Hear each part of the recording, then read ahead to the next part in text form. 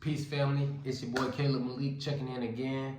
You know, the only channel where knowledge doesn't become wisdom until it meets practical application. So today, let's talk about a little bit of this wisdom that I gained this weekend at InvestFest.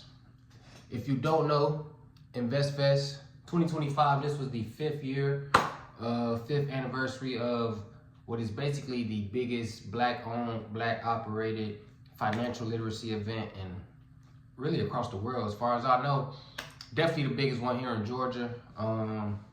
It was 20,000 people. Correction, 20,000 Black people, man. I ain't seen nobody but Black people in attendance from Thursday to today is Sunday, where basically they touched on everything from crypto, stocks, real estate, to just masculinity, investing, the Black image. Honestly, a wealth of knowledge just being poured out from great minds. Who else? We saw Issa Rae, we saw Steve Harvey, Charlamagne the God, Dr. Cheyenne Bryant. My personal favorite, 19 Keys, was there, and a lot of great game was given out, man. And it was just a great opportunity to network, talk to other entrepreneurs, other people who are just like-minded and trying to get their business off the ground, or maybe they already got their business off the ground and they just there to network and find partners.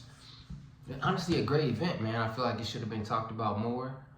Like I said, completely Black-owned. Shout out to EYL, Earn Your Leisure. They rented out I'm new here. I don't know if it's Georgia World Congress Center or Georgia Congress World Center. Either way, right across the street from Mercedes-Benz Stadium, had the police blocked off sections of the street, parking garage. I mean, took up the whole block of downtown. It was beautiful, just bustling with Black hustlers, Black business owners, Black leaders, thought leaders. Food trucks was out there. It was a great event, great weekend. And I just want to talk on some of the things that I learned this weekend, because you know me, I was in there taking notes. I'm in there soaking up the game, because I didn't go there just to look cool and, you know, fashion show. I came there to learn. I came there to elevate my life and grow my platform, just figure out how to scale my brand. And speaking of brand, one of the favorite segments that I witnessed was Steve Harvey actually interviewing Charlamagne the God, which is a crazy spin because I've never really seen him with his interview hat on, but it was pretty cool. And it ended up just turning into a podcast. They were just having an open, candid conversation. But I took a lot of notes for y'all. They were talking about some great things. So their topic of their conversation was originally branding, and just what does it mean to build your brand. I mean, Charlamagne's been doing Breakfast Club, I think he said, for 17 years. Steve Harvey got his own morning show, iHeartRadio. I mean, they built their brand from the ground up. I mean, especially Steve, he came up before social media, before the internet, stuff like that. So he really can, you know, talk about branding and what does it mean to be a brand and to own a brand. And for him, one of the key points I wrote down was, they said branding is 24/7. It's not just what you post on social media or how you try to do an ad campaign or get your brand out there. No, you are your brand. Especially if you're doing this like a podcast, or you're a talking head and you're showing your face on the internet, like, you are your brand. So I had someone ask me, why do I only make videos in black tees? That's a part of the brand. When you see me with a black tee, you know what I'm on. You know what time I'm on. I'm here to talk. I'm here to spit game. I'm here to just pour out knowledge. You know what I'm saying? So anytime you see me in public, I can't wait till I get to that point where that's Caleb Malik. That's Caleb Malik. He got that black t-shirt on. Like, your brand is who you are. You carry your brand with you 24/7. So I thought that was pretty cool. Something that Charlamagne the God talks about, and you know, me personally, I never really been a big fan of Charlamagne, but I feel like, and I forgot who said this. I think, I don't want to lie and say Marcus Aurelius, but somebody said that every man is your teacher. Now, I could be butchering that quote, but I really stand by that. You know, I believe you can learn from anybody. You can learn from a homeless man. You can learn from a child. You can learn from a white woman. You can learn from a pregnant black woman. You can learn from anybody. Everybody is your teacher if you adopt that mindset and just come in ready to learn from them. So Charlamagne talked about what is actually something that I witness a lot nowadays, is a lot of people post for attention instead of with intention. And he talked about having intention is bigger than wanting attention. Because a lot of times you can get attention, and Steve Harvey talked about it, you can get attention trying to, get clicks and put somebody on your platform because you know they're going to say something viral, have a negative take, and you try to get that attention. And then now all your viewership is based on people who want that type of content, want that type of negative take, want that type of, stimulus to feed their narrative. And now you're getting attention, but you're getting the wrong type of attention because you didn't have the proper intention.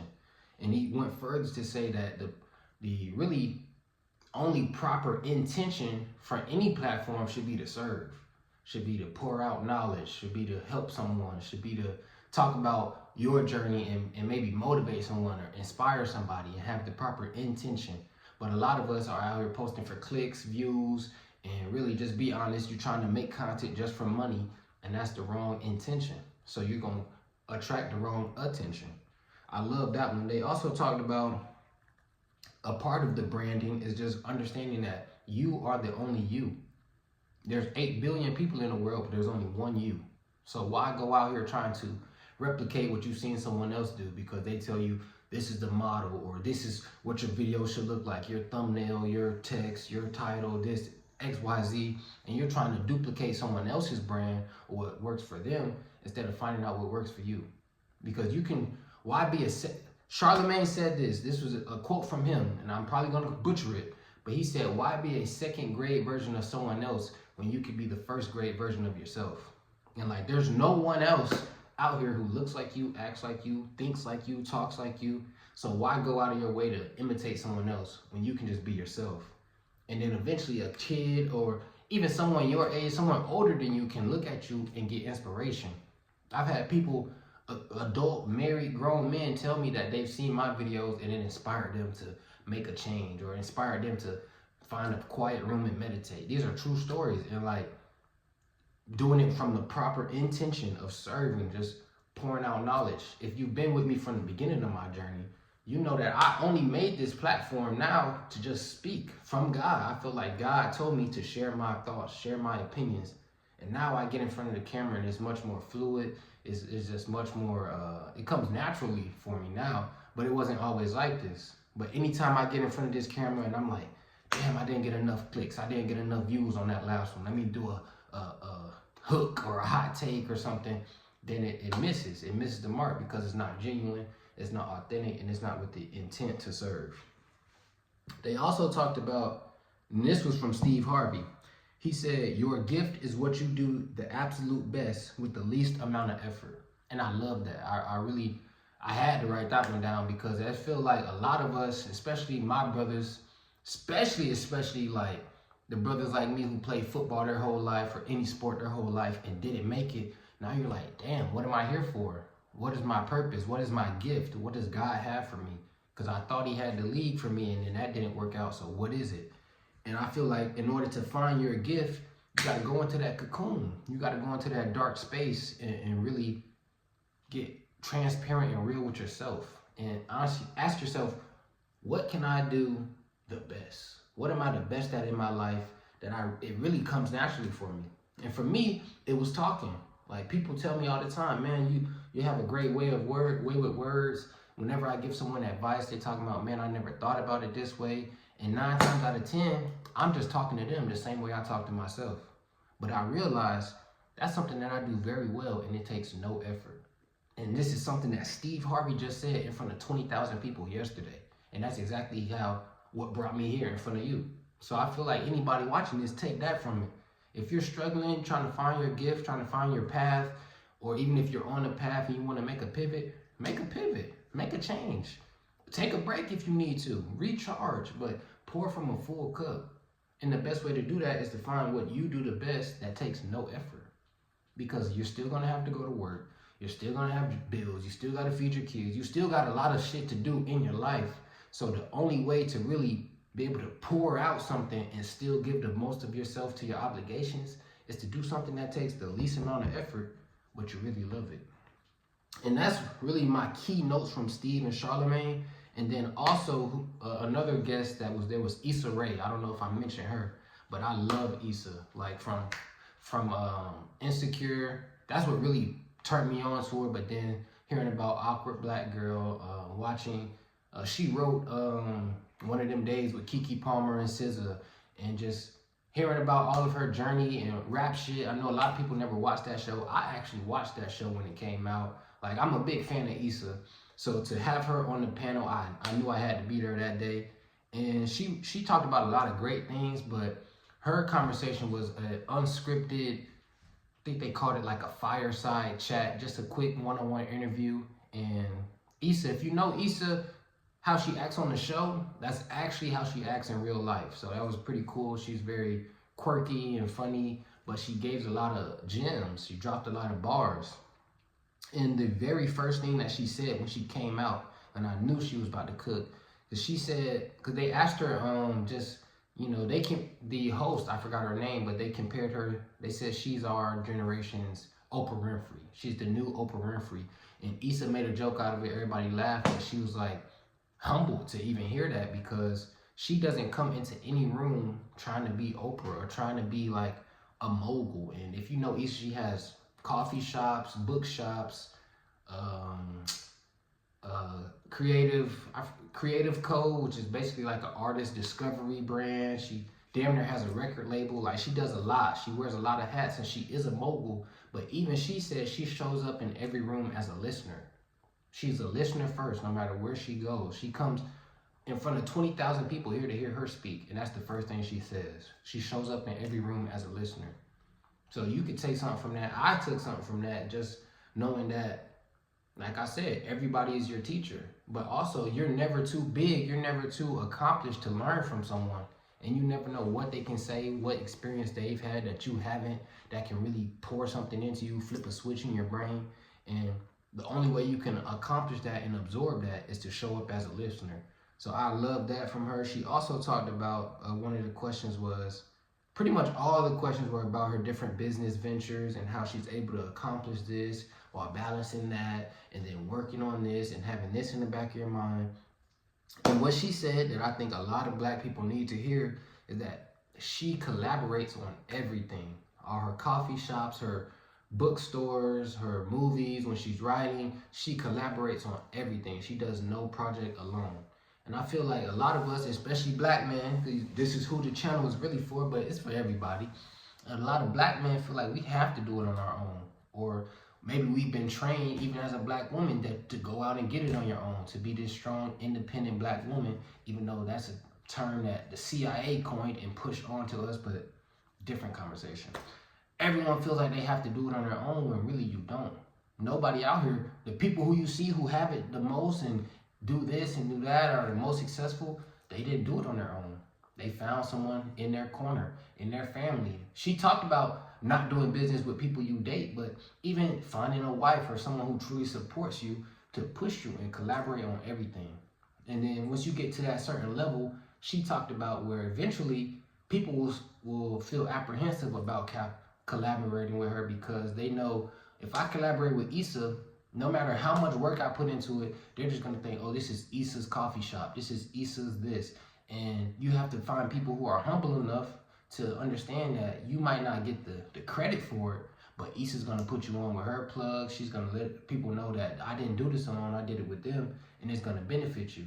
And on the other end, because most of us are not as big as Issa, we have to be humble enough to realize opportunities are endless if you humble yourself. And if you come to an understanding of, yeah, I may not get all the credit right now, but if I collaborate, instead of trying to build it myself, I can get it done quicker. I can get it in front of more people. And honestly, it'll be good for my brand. So a lot of us, I feel like, just her conversation was pretty short, but those are two gems that I took from it. Show up as a listener and collaborate on everything. Like, don't ever think you have to do it alone. Like, you always have somebody in your corner, even if you've never met them before. And that's the craziest part. Like, she was talking about how one of her like first big streams of like funding or sources of funding came from someone that she never met, but she was just in the right room talking the right talk, and someone wanted to help her. But people want to help you if you're open to it. And then one other speaker that, if you know me, you know I don't watch TV. I watch one cooking show. That's it. I don't watch any other TV. I try not to doom scroll. I don't really be on social media. Like, I just read, I listen to podcasts, and the one person that I do watch almost every single day is 19 Keys. For like the last probably 2-3 months, I've been just deep diving on 19 Keys, pause, from like content he made 10-15 years ago, some of his EYL interviews, when he's interviewing, he's interviewed all kinds of people. I just watched one the other day. Anyway, 19 Keys, that's my dog, man. I love 19 Keys. And he was, of course, the keynote speaker. He was the last speaker of the day. And he freestyled. If you watch any 19 Keys videos, you know that when he gives speeches in front of big crowds, he always freestyles it. And to me, that's mind-blowing. Like, there's 20,000 people in here waiting to hear from you, and you go out there and freestyle. It's amazing. But he was able to do it. And now that I know he was freestyling, I was watching it from a whole different perspective. Of course, I want to soak up the game and hear what he's talking about, but I'm also watching it to learn about his stage presence, learn about how he carries himself, how does he interact with the crowd, stuff like that. Because to be able to freestyle and say the stuff that he was saying was remarkable, honestly. Very eloquent, very mild-mannered, but confident at the same time. And I felt like I was in there I stood up the entire time he was talking. I didn't stand up for nobody else. I was watching on the screen just like everybody else. But when 19 Keys was talking, I moved my seat, got the closest seat I could to the VIP section. I stood up the whole time. Like, I'm damn near making eye contact with him. Like, I'm studying him. I'm trying to soak up the game, but I'm also trying to learn how to be a better speaker. And I say all that to say, find somebody who motivates you, who does the same thing that you do. Even if you can't access them yet, you can't really talk to them, find a way to get next to them. For me, it was, EYL's throwing InvestFest, and I'm actually here in Atlanta. I gotta go. Tickets are $300. I didn't care about the price. I told myself I gotta be there. Next thing I know, my realtor actually is a part of one of the panels, and he gives me a free ticket. Crazy, but I made it up in my mind. 19 Keys is there. I gotta be there. Find a way to get in those rooms, and then once you get in there, as Issa said, show up as a listener. Be there to learn, be there to listen, be there to soak up game and improve your craft, improve what you do. And even if you're not doing the same thing as them, you can learn something from them. So I learned a lot about his stage presence. And then I learned something that I wrote for myself, which he talked about is a confident rehearsal. And like I said, if you know 19 Keys, you know he was freestyling, but you could not tell. I promise you couldn't tell. The stuff he was saying, he dropped facts, he had bars, he had alliteration that, that right there just piques the ear and makes people listen a little bit more. And he was just saying things that you had no idea he was freestyling, but it was so confident because he rehearsed it over and over. And I could tell he rehearsed everything that he was talking about, but he was also passionate about everything. And then something that he left with the crowd that I talked about in one of my old videos, which is crazy, was owning your morning. Now, according to 19 Keys, you need to own the first 90 minutes of your day. So a lot of us, that means you got to wake up early, because you probably waking up 30 minutes before you got to leave the house, or 30 minutes before you got to be at work. Like, you're not waking up with enough time to own your morning. And in 19 Keys terms, owning your morning meant first thing he does every day, meditate. First thing, as soon as he opens his eyes, he meditates. Before he picks up the phone, before he goes outside, drinks his coffee, he meditates every morning. Then he reads after that every morning, because now you got your spirit stimulated. Now you got to get your mental stimulated. And if you know what I talk about all the time, 3-body alignment is something that he talks about as well. I got it from him. And after you meditate and you read, then you work out. So all that done in 90 minutes. And now what I already know from reading all these books is the first hour to 90 minutes of your day will determine the entire rest of your day. Crazy. A lot of people, you might hear that and think that that's, BS. But honestly, it's true, because we are creatures of habit, and you set the tone for your day. You set the habit. You set how your day is going to go. But a lot of us, we just leave the house. Now the first thing that's on your mind is traffic. The first thing that's on your mind is work, is rushing. Now you're naturally in survival mode instead of being intentional from even the night before to get to bed, to know that I got to get up early because I got to own my morning. I feel like a lot of us, if we took that, especially black men, if we took that mindset, the same mindset we apply to football, you're not waking up 10 minutes before you got to be at practice. If you treated your life the same way you treat practice, the same way you treat your craft, and you own your morning, you'll be operating at a higher frequency. You'll be operating at a higher level, and what he called it was a higher cognition. Because a lot of us, as he talked about, are fearing this wave of AI and how AI is going to come and change this and take jobs and revitalize. And he honestly felt like, and I agree with him, that the way that we think about AI should be the way that we think about HI, human intelligence. Because the black man is the strongest, the fastest, the smartest. We've mastered mathematics, we've mastered astrology, we mastered medicine. Everything that you see and witness in life came from a black man's mind or a black woman's mind. But we look at AI and feel like, oh no, AI is the next, is demonic and it's gonna take away from this and harm us in this way. And it's like, we should be viewing the black mind as powerful as we view AI. Because if we really did, we understand that the white man has always thought about us the way that we think about AI. That's why he tries to keep us distracted. That's why he tries to keep us high and drunk and full of sexed out and listening to low frequency music and things that take you out of harmony with nature and harmony with earth and put you in a survival state, put you in a survival mode. And when he said that, I could hear brothers next to me like, oh my God, like preach, talk on it, saying all the stuff y'all say in church. And it was really like he's dropping bars, he's dropping gems. And we should view HI the way that we view AI. And I thought that was crazy. And he also said, he talked about what he called God body, which is basically you can't call yourself a leader, a black man, a strong man, masculine, and you fat. You're out of shape. Like you are God. You are the vessel carrying God. So if you're made in God's image and you're carrying God, how can you be in God's avatar and be out of shape with it? You have God's avatar and you feed it junk food. You're carrying God's avatar and you can't run a mile. You know what I'm saying? Like you have to be in shape. And he didn't just talk the talk, he walked the walk. He came out there in a smooth maroon and gold suit with the trim. Of course, he had his crown on, whatever. But he busting out the suit. Like you could tell he might have did some push-ups before he went on stage. Like no glazing, but like honestly, like I feel like that's just a passion of mine. When you have that 3-body alignment, the mental, the spiritual, and the physical, you can't just be stuck on meditating and reading and learning and this and that. And you don't take care of your physical health. Because if you put junk food in your body, your brain can't operate at its highest nature. Your brain can't maintain that high frequency if you have to spend your energy and expend it digesting junk food. If you fill your brain with low frequency music, if you're watching Zeus Network and baddies and shit, you can't really be a 3-level aligned man. You can't be in your God body while still taking what the earth feeds you. I mean, not the earth, taking what the 3D world feeds you, what the 3-letter organizations feed you. You got to feed yourself. You got to have a God's diet. A God's diet of food, a God's diet of what content you ingest, a God's diet of who you surround yourself with. Everything around you is a part of your diet.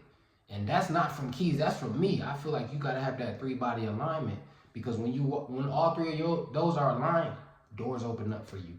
Life is easier for you. People just want to do stuff for you. People are nicer to you. Strangers just do shit for you not because you're asking for it, you're trying to get something from them, but they can see it on you. They can smell it on you like, oh, this is a leader.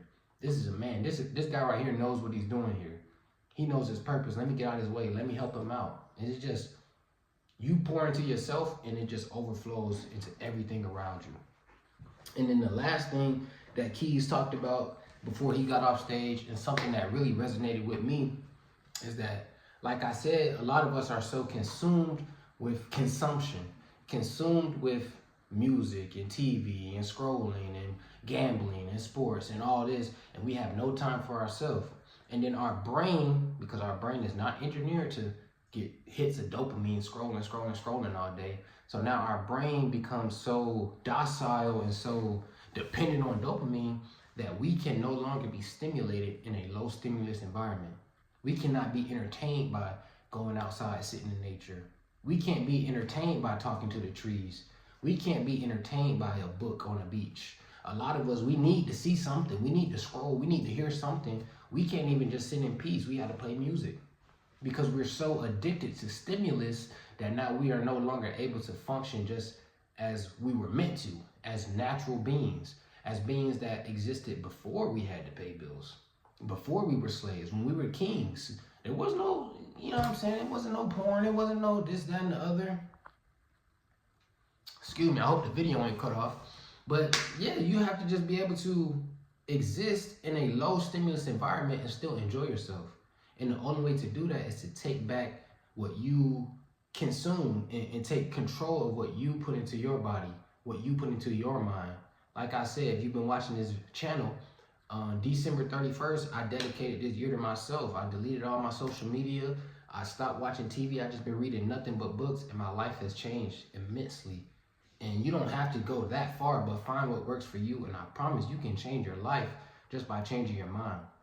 And once you change your mental, don't forget about the spiritual. And then, only then do you focus on the physical realm. Because the physical plane is the lowest plane of existence. But so many of us, we think seeing is believing. We think if I see a certain amount of money in my bank account, that determines how I act. Well, what if you were broke? Would you still want that shoe? Would you still want that? A lot of our dreams aren't our dreams. They were dreams given to us. So then when you see a certain external stimulus relating to that, you let it determine who you are. But a king, a God-body man, controls himself no matter what the external world says about you. No matter what your bank account says, no matter what these people say around you, you surround yourself with what you want to consume. So much so that your brain gets trained to see that, and then your brain just reproduces it. That's the law of attraction. Because opposites don't attract. That's a myth. Like attracts like. So if you're vibrating at a high frequency, you own your morning, then the rest of your day will be at a high frequency, chasing you, trying to match you. We don't chase anything anymore. We let it chase us. So if you've been on this page, you know what I say, man. Knowledge doesn't become wisdom until it meets practical application. So I gave y'all a bunch of knowledge. I tried to make it practical for you. And if you got any questions, of course, drop a comment. If you're new here, drop a comment. If you've been here, drop a comment. Subscribe, all that. I love y'all. Peace.